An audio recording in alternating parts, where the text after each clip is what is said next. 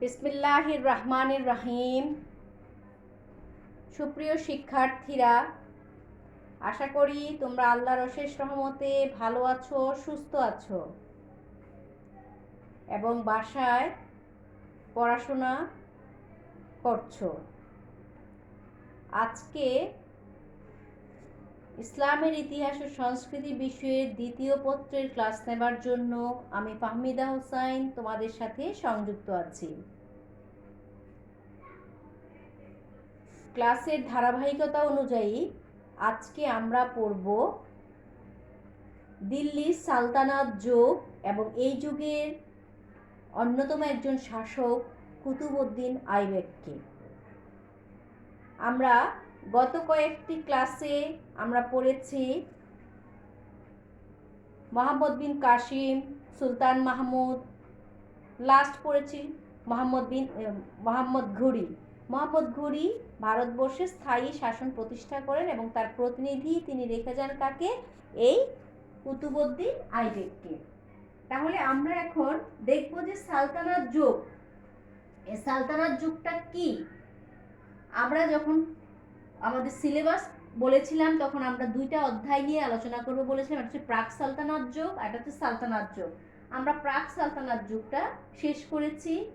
এখন আজকের ক্লাসে আমরা সালতানাত যুগটা নিয়ে আলোচনা করব। এই উপমহাদেশে অষ্টম শতকে কে আসে? মুসলমানদের অন্যতম সেনাপতি মোহাম্মদ বিন কাসিম ভারতবর্ষে আসেন এবং জয় করেন। অতঃপর একাদশ শতাব্দীতে সুলতান মাহমুদ দীর্ঘ 17 বার ভারতবর্ষ অভিযান করেন 27 বছরে এবং প্রত্যেকবার বিজয়ী হয়ে তিনি তার দেশ গজনিতে ফিরে যান, কিন্তু স্থায়ী শাসন প্রতিষ্ঠিত হয়নি। দ্বাদশ শতকে মোহাম্মদ ঘুরি, দ্বাদশ শতকে 1100 আমরা জানি 1192 খ্রিস্টাব্দে তরাইনের দ্বিতীয় যুদ্ধের মাধ্যমে কি করেছে? এই অঞ্চল জয় করে, ভারতবর্ষ জয় করে এবং মুসলিম শাসন প্রতিষ্ঠা করে। ধীরে ধীরে মুসলমানরা সমগ্র ভারতের শাসন কর্তৃত্ব প্রতিষ্ঠার চেষ্টা করে। এ সময় শাসকদেরকে বলা হতো, এই সময় মোহাম্মদ ঘুরির পরবর্তী শাসক মোহাম্মদ ঘুরি যে স্থায়ীভাবে মুসলিম শাসন প্রতিষ্ঠা করেন তার পরবর্তী শাসকদেরকে বলা হয়, তার পরবর্তী শাসকদের উপাধি ছিল এই সুলতান। ঠিক আছে? কারণ তারা নাম মাত্র মুসলিম খলিফাদেরকে কি করত? মুসলিম খলিফাদের অধীনতা স্বীকার করত এবং তারা নিজেদের মতো করে তারা শাসন কার্য পরিচালনা করত। এজন্য এই শাসনকালকে সুলতানি যুগ বা সালতানাত যুগ হিসাবে অভিহিত করা হয়। এই সময় শাসনকাল প্রায় 300 বছরের অধিক স্থায়ী ছিল। ঠিক আছে? এই শাসনকালটা দেখো, আমরা এই সালতানাত যুগটা আমরা 1206 থেকে 1526 পর্যন্ত, 1206 থেকে 1526 পর্যন্ত এই সালতানাত যুগের শাসনকালটা বিদ্যমান ছিল। দীর্ঘ এই সময়ে এই সালতানাত যুগে এই 5টি রাজবংশ রাজত্ব করে। প্রথম রাজবংশ হচ্ছে মামলুক বা দাস বংশ, তারপর আমরা দেখব খলজি বংশ, তারপর তুগলক বংশ, সৈয়দ বংশ, লোদি বংশ। এই 5টি রাজবংশ রাজত্ব করে। এই 5টি রাজবংশের সর্বশেষ রাজবংশ লোদি বংশের সর্বশেষ শাসক ইব্রাহিম লোদিকে পরাজিত করে 1526 খ্রিস্টাব্দে মোগল সম্রাট বাবর ভারতবর্ষে পদার্পণ করেন। তাহলে আমরা কি এটা ক্লিয়ার যে সুলতান যুগ বা সালতানাত যুগ কখন? মোহাম্মদ ঘুরির পরবর্তীতে। মোহাম্মদ ঘুরি যে মুসলিম শাসন প্রতিষ্ঠা করলেন তার সময় তিনি তো থাকেননি, তিনি কি রেখে গিয়েছিলেন? তার প্রতিনিধি রেখে গিয়েছিলেন এবং তার মৃত্যুর পরে প্রতিনিধি কি হয়? ক্ষমতায় বসে। এই সময় থেকে কি হয়? সালতানাত যুগ বা সুলতান যুগ শুরু হয়। ঠিক আছে? এই যুগে 5টি রাজবংশ রাজত্ব করে। 1206 থেকে 1526 পর্যন্ত এই রাজবংশগুলো রাজত্ব করে। তাহলে আমরা আজকে এই মামলুক বংশের বা দাস বংশের অন্যতম শাসক কুতুবউদ্দিন আইবেককে পড়ব। কুতুবউদ্দিন আইবেক মোহাম্মদ ঘুরির একজন প্রতিনিধি হিসেবে তিনি ভারতবর্ষে আসেন এবং তিনি তাকে স্থায়ী প্রতিনিধি হিসেবে রেখে তিনি পুনরায় মোহাম্মদ ঘুরি তার রাজ্য গজনিতে ফিরে যান। তাহলে আমরা কুতুবউদ্দিন আইবেক 1206 খ্রিস্টাব্দে ক্ষমতায় বসেন এবং 1210 খ্রিস্টাব্দে তার মৃত্যুর মধ্য দিয়ে তিনি কি করেন, তার পরিসমাপ্তি ঘটে। তাহলে আমরা একটু তার পরিচয়টা জেনে নেই। প্রথমে কুতুবউদ্দিন হচ্ছে তার মূল নাম, আইবেক হচ্ছে তার উপাধি। ঠিক আছে। তুর্কি ভাষায় আইবেক শব্দের অর্থ হচ্ছে চন্দ্র দেবতা।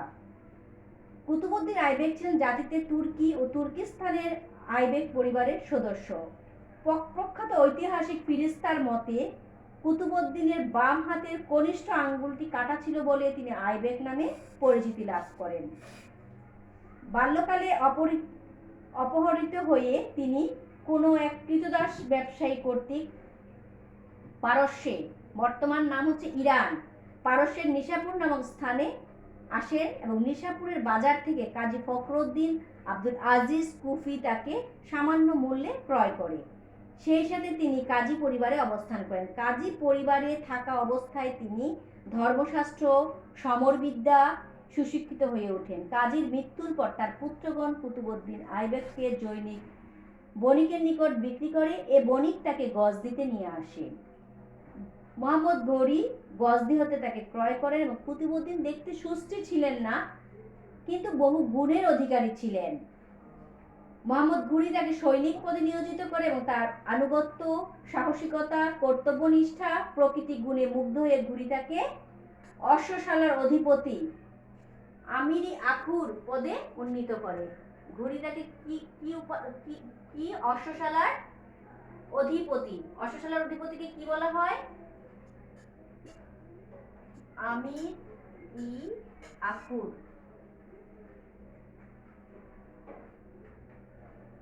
আখুর পদে নিযুক্ত করে।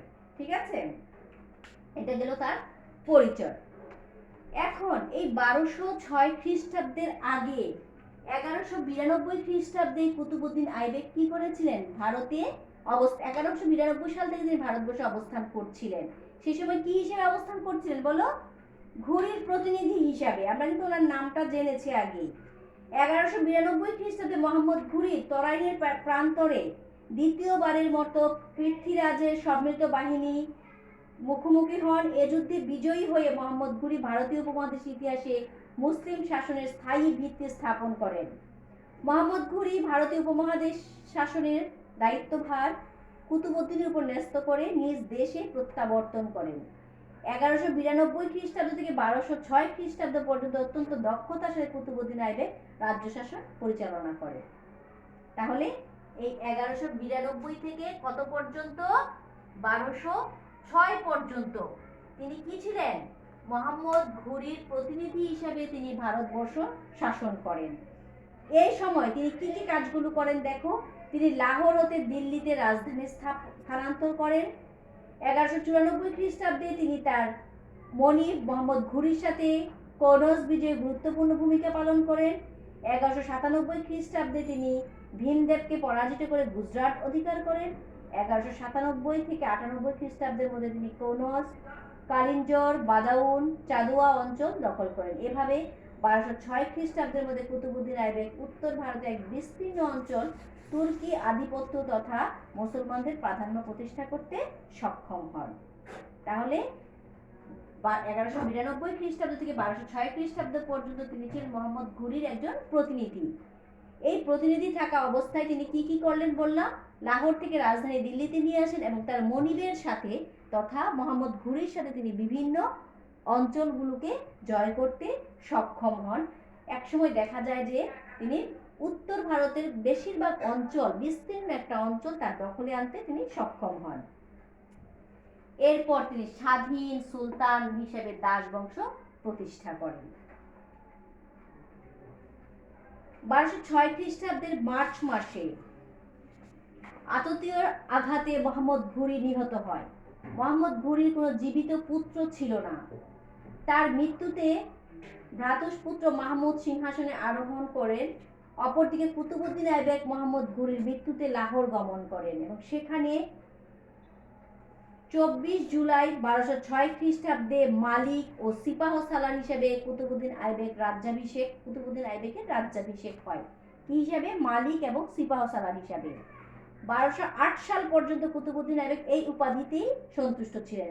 1208 খ্রিস্টাব্দে মোহাম্মদ ঘুরির উত্তরাধিকার এবং ভ্রাতুষ্পুত্র এবং ঘুর রাজ্যের অধিপতি গিয়াসউদ্দিন মাহমুদ এক রাজকীয় ফরমানে সুলতান উপাধি দেন এবং দাস মুক্তির ছাড়পত্র প্রদান করেন।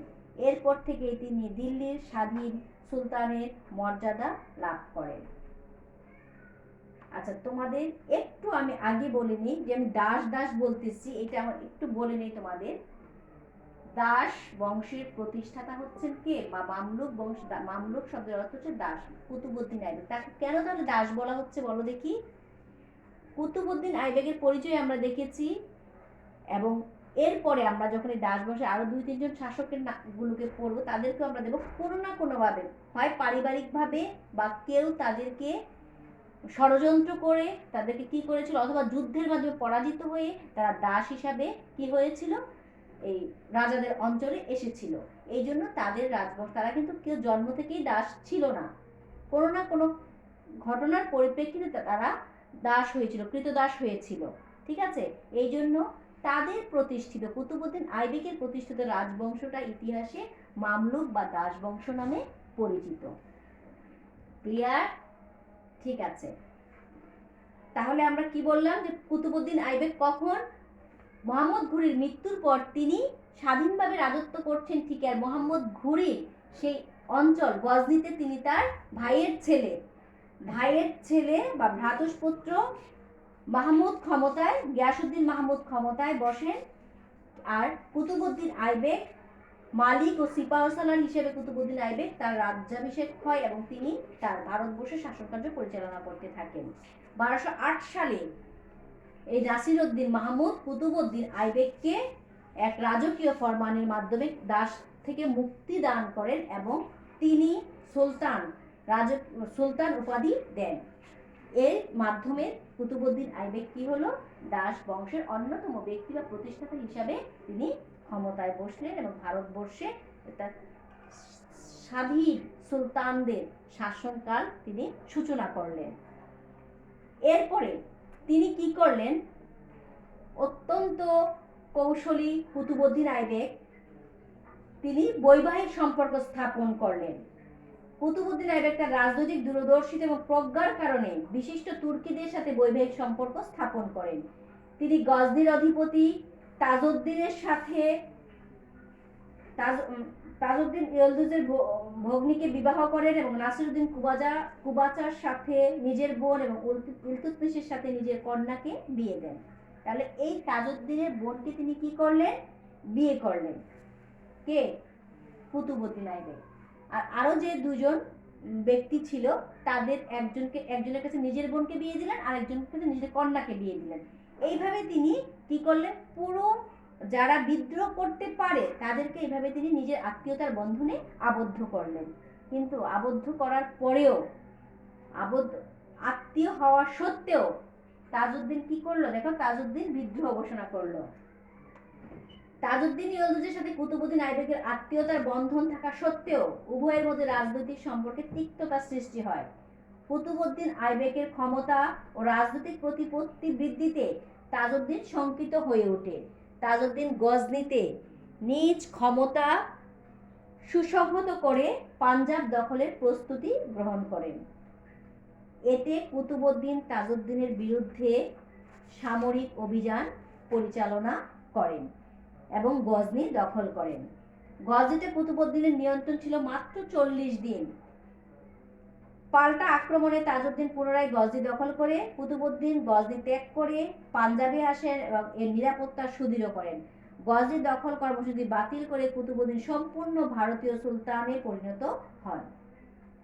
তাহলে তিনি প্রথম একবার তাজউদ্দিনের গজনি অধিকার করেন, কিন্তু যখন দেখলেন যে পরবর্তীতে তাজউদ্দিন পুনরায় আবার গজনিটাকে দখল করে নেয়, কুতুবউদ্দিন কি করলেন যে তার সেই গজনিকে তিনি ছেড়ে দেন এবং তিনি শুধু ভারতবর্ষের পূর্ণ শাসক হওয়ার দিকে মনোযোগ দেন এবং তিনি ভারতবর্ষকে নিয়ন্ত্রণ করতে সক্ষম হন।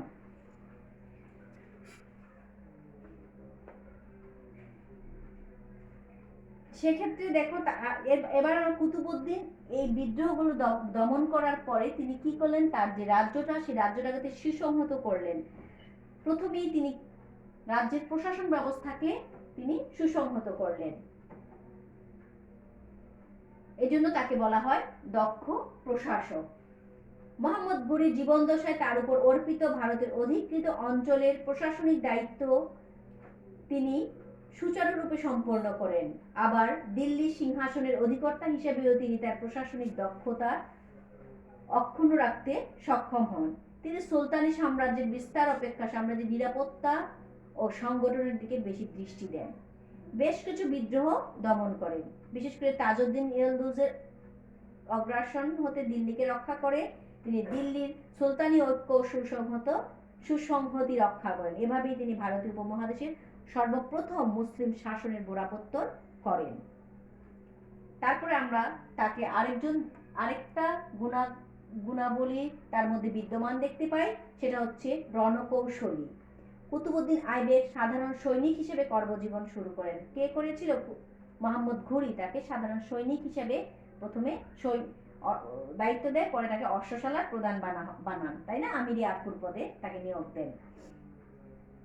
অতঃপর নিজ যোগ্যতা, দক্ষতা, সমরকুশলতা ইত্যাদির মাধ্যমে নিজেকে আস্তাবলের প্রধান হিসেবে উন্নীত করেন।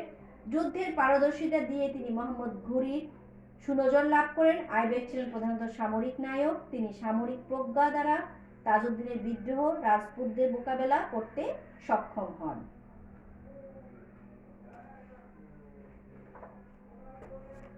তার অন্যতম আরেকটি গুণাবলী হচ্ছে বদান্যতা।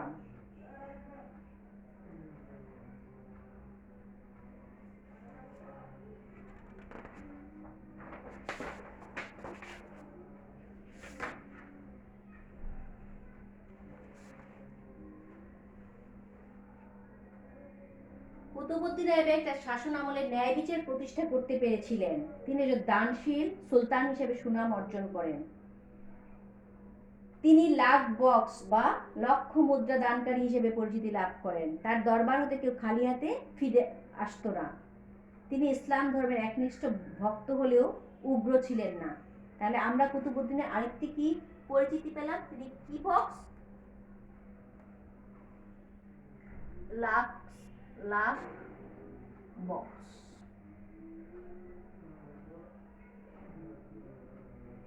লাখ লাখ বক্স হিসেবে তিনি উপাধি, লাখ বক্স হিসেবে তিনি পরিচিতি লাভ করেন। কেন বলেছি যে তিনি একজন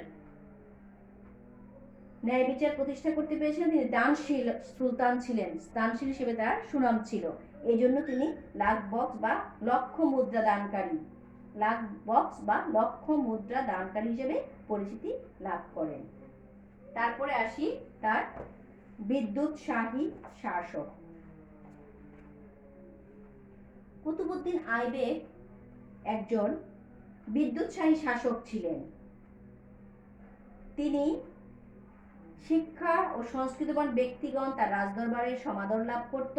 যুগের অন্যতম শ্রেষ্ঠ ঐতিহাসিক হাসান নিজামী তার তাজুল মাসির নামক গ্রন্থটি তার নামে উৎসর্গ করেন। রাজ্যে শিক্ষা বিস্তারে তিনি বেশ কিছু গুরুত্বপূর্ণ ভূমিকা পালন করতে সক্ষম হন। অতঃপর স্থাপত্যের অন্যতম পৃষ্ঠপোষক। 1191-92 খ্রিস্টাব্দে কুয়াতুল ইসলাম নামে দিল্লিতে এবং আড়াই দিনকার জোপড়া নামে আজমিরে মসজিদ নির্মাণ করেন। তার স্থাপত্যের অপূর্ব নিদর্শন হলো কুতুব মিনার। তার স্থাপত্যের অন্যতম নিদর্শন কি? কুতুব মিনার। এটা কিন্তু প্রায় সময় আসে, কার নাম অনুসারে কুতুব মিনারের নামকরণ করা হয়। এখনো কিন্তু কুতুব মিনার ভারতে বিদ্যমান আছে, ঠিক আছে? ভারতবর্ষে এখনো কুতুব মিনার বিদ্যমান আছে। দেখো 1199 খ্রিস্টাব্দে যখন তিনি মোহাম্মদ ঘুরির প্রতিনিধি ছিলেন, সেই সময় 1199 খ্রিস্টাব্দে রাজ্য বিজয়ের স্মারক এবং ইসলামের বিজয় গাথা বিশ্ব দরবারে তুলে ধরার উদ্দেশ্যে তিনি এই মিনারের নির্মাণ কাজ শুরু করেন। কার নামে? ওনার নাম কুতুবউদ্দিন হলেও তিনি কিন্তু তার নাম অনুসারে এটি নির্মাণ করেননি। বিখ্যাত সুফি কুতুবউদ্দিন বখতিয়ারের নামানুসারে এই মিনারটির নামকরণ করা হয়। তবে এর নির্মাণ কাজ কুতুবউদ্দিনের আমলে শেষ হয়নি, এটি নির্মাণ কাজ শেষ করেন হচ্ছে ইলতুৎমিশ। এই মিনারটি ছিল, এই কুতুব মিনারটি ছিল 4 তলা বিশিষ্ট, 47 ফুট ব্যাস, উচ্চতায় মিনারটি ছিল 238 ফুট। এটার ব্যাস ছিল, এদিকে লিখে দিই আমি, 47 ফুট, আর উচ্চতা ছিল হচ্ছে 238 ফুট। ঠিক আছে?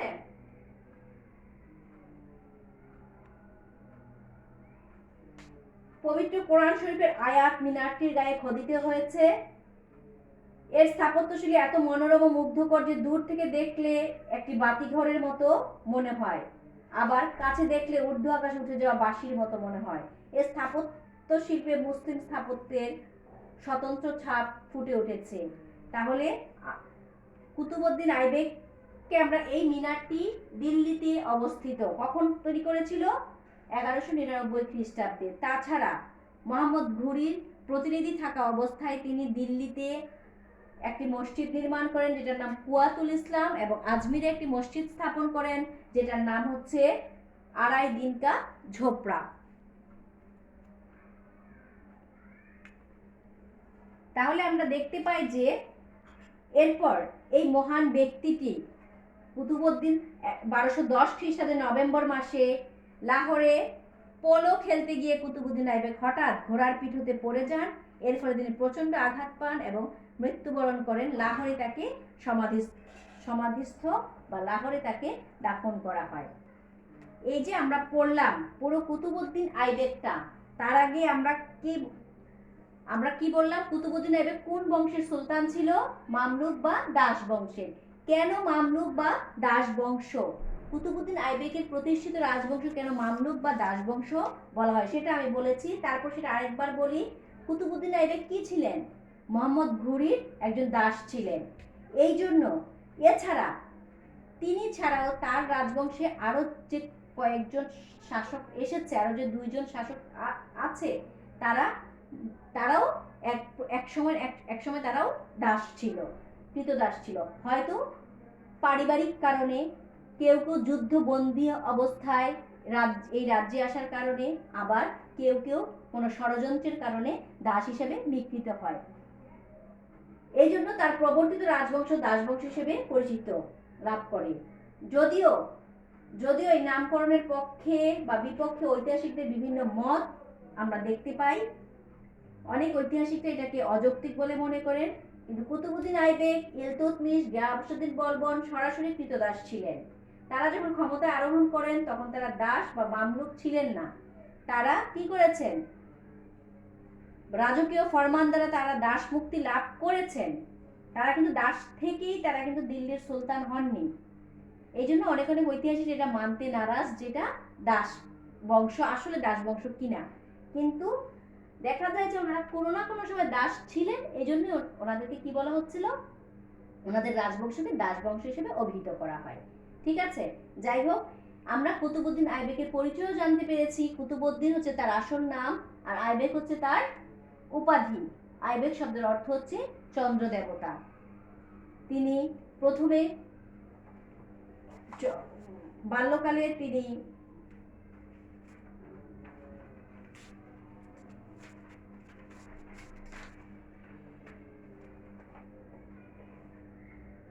বাল্যকালে তিনি কোনো এক কৃতদাস ব্যবসায়ী কর্তৃক পারস্যে আসেন।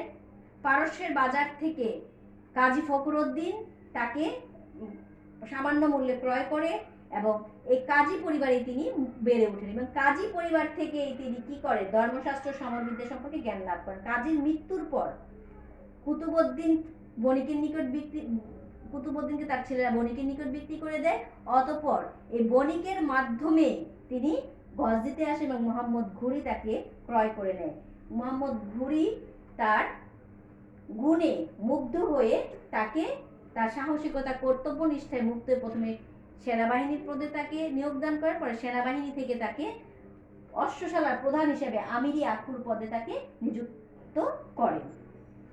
ঠিক আছে, এরপরে আমরা দেখলাম যে মোহাম্মদ ঘুরি 1191 খ্রিস্টাব্দে পৃথ্বীরাজের সাথে যখন যুদ্ধ করেন তরাইন যুদ্ধে পরাজিত হন। দ্বিতীয়বার 1192 খ্রিস্টাব্দে যখন তিনি জয়ী হন তখন তিনি ভারতে স্থায়ী মুসলিম শাসন প্রতিষ্ঠা করার জন্য তিনি কি করেন, তার অন্যতম প্রতিনিধি কুতুবউদ্দিন আইবেককে তিনি ভারতবর্ষে রেখে যান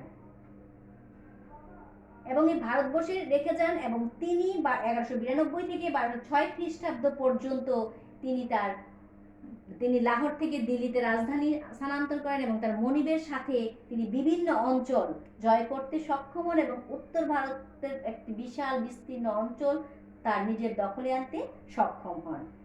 অতঃপর তিনি কি দেখলাম আমরা, স্বাধীন মোহাম্মদ ঘুরির মৃত্যুর পর তিনি স্বাধীন সুলতান হিসেবে দাসবংশ প্রতিষ্ঠা করেন। যদিও মোহাম্মদ ঘুরির কি ছিল না, কোনো জীবিত সন্তান ছিল না, তার ভাইয়ের ছেলে তার গজনির সিংহাসনে বসেন, আর তখন কুতুবউদ্দিন আইবেক মালিক ও সিপাহসালার হিসাবে রাজ্যাভিষেক ক্রিয়া সম্পন্ন করেন। কিন্তু 1208 খ্রিস্টাব্দে গিয়াসউদ্দিন মাহমুদ মানে ওনার ভাইয়ের ছেলে কি করলো, তাকে রাজকীয় ফরমানের মাধ্যমে সুলতান উপাধি দান করলো এবং কৃতদাস থেকে মুক্ত করলো। এভাবে তিনি কি করলেন, স্বাধীন সুলতান হিসাবে তিনি দাসবংশ প্রতিষ্ঠা করে যেসব ব্যক্তি রাজ্যে অরাজকতার সৃষ্টি করতে পারে তাদেরকে তিনি আত্মীয়তার বন্ধনে আবদ্ধ করলেন। কিন্তু তাজউদ্দিন ইয়লদোজ আত্মীয় হয়েও তিনি কি করলো, তার সাথে বিদ্রোহ করলো বা তাকে তার বিভিন্ন অঞ্চল দখল করার পায়তারা করতে থাকলো। যদিও কুতুবউদ্দিন আইবেক তার বিরুদ্ধে অগ্রসর হয়েছিলেন, তার রাজ্য গজনিকে দখল করেছিলেন, কিন্তু মাত্র 40 দিন পরে আবার তাজউদ্দিন গজনি দখল করে নেয়। পরে কুতুবউদ্দিন এসে তার যে ভারতবর্ষের রাজ্যগুলো, সেই রাজ্যগুলির নিরাপত্তা সুরক্ষার দিকে নজর দেন এবং তিনি সেগুলিকে রক্ষা করার চেষ্টা করেন এবং রক্ষা করেন।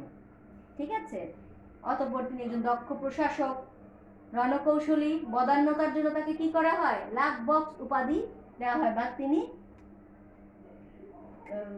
মানে লক্ষ টাকা তিনি কি করেন, যে লক্ষ মুদ্রা দানকারী হিসেবে তিনি ইতিহাসে পরিচিতি লাভ করেন। আর তার স্থাপত্যের অন্যতম পৃষ্ঠপোষক হিসেবে আমরা বললাম যে 1192 খ্রিস্টাব্দে তিনি দিল্লিতে কুয়াতুল ইসলাম এবং আজমিরে আড়াই দিনকা ঝোপড়া নামে দুটি মসজিদ স্থাপন করেন। অতঃপর তিনি বিজয় স্মারক হিসেবে, মুসলমানদের বিজয় স্মারক হিসেবে দিল্লিতে একটি মিনার নির্মাণ করেন, যেটি 1199 খ্রিস্টাব্দের ইতিহাসে কুতুব মিনার নামে পরিচিত।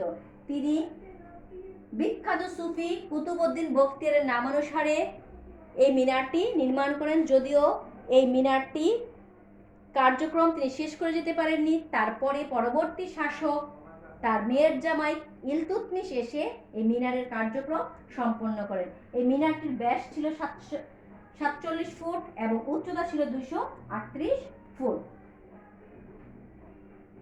এর স্থাপত্য শৈলী এত মনোরম ছিল যে মিনারটি দূর থেকে দেখলে একটি বাতিঘরের মতো মনে হতো, আর কাছে আসলে এটাকে ঊর্ধ্ব আকাশে উঠা যাওয়ার বাঁশির মতো মনে হয়। স্থাপত্য শিল্পে মুসলিম স্থাপত্যের অন্যতম স্বতন্ত্র ছাপ ফুটে ওঠে। এই মহান ব্যক্তি তাহলে কবে মারা যান আমরা বলেছি, পোলো খেলতে যে ঘোড়ার পিঠ থেকে পড়ে তিনি মারাত্মকভাবে অসুস্থ হন এবং 1210 খ্রিস্টাব্দে তিনি মারা যান। তাহলে আমরা আজকে পুরো পড়লাম যে দিল্লির সালতানাত যুগে প্রায় 300 বছর যে রাজবংশগুলো শাসন করেছিল সেই রাজবংশগুলোকে আমরা পড়লাম এবং মামলুক বংশের অন্যতম প্রতিষ্ঠাতা শাসক কুতুবউদ্দিন আইবেক সম্পর্কে আমরা ধারণা নিলাম। তোমরা বাসায় এই লেকচারটা শুনবে এবং বইয়ের সাথে মিলিয়ে খুব ভালো করে পড়বে, তাহলেই তোমরা দেখবে যে কুতুবউদ্দিন আইবেকের কৃতিত্ব বা দাস বংশের অন্যতম প্রতিষ্ঠাতা হিসেবে কুতুবউদ্দিন আইবেকের কৃতিত্ব তোমরা কিন্তু ধারণায় চলে আসবে। এখান থেকে অন্যতম জিনিস যেগুলো বের করে আমরা ছোট ছোট কুতুব মিনার কি, তার স্থাপত্য শিল্পটা কি, তারপরে কাকে লাখ বক্স বলা হয়, কুতুবউদ্দিন আইবেকের পরিচয়টা, মোহাম্মদ ঘুরির প্রতিনিধি হিসেবে তিনি কিভাবে কতদিন শাসনকার্য পরিচালনা করেছেন। ঠিক আছে, আর এই সালতানাত যুগ কত সাল থেকে কত সাল বলছি, 1206 থেকে 1526 খ্রিস্টাব্দ পর্যন্ত। তাহলে আমি আশা করব যে আমি যে পড়াগুলো পড়িয়ে দিই তোমরা বাসায় সেই পড়াটা নিয়ে আমার লেকচারের পর আবার চর্চা করো, তাহলেই কিন্তু তোমাদের এই পড়াগুলো মানে ক্লাসের পড়াগুলো ক্লাসের দিনই হয়ে যাবে বলে আমি আশা করছি। ঠিক আছে, তাহলে আজকে এই পর্যন্তই থাক। সবাই ভালো থাকবে। নেক্সট ক্লাসে ইনশাল্লাহ আবার দেখা হবে। Thank you all.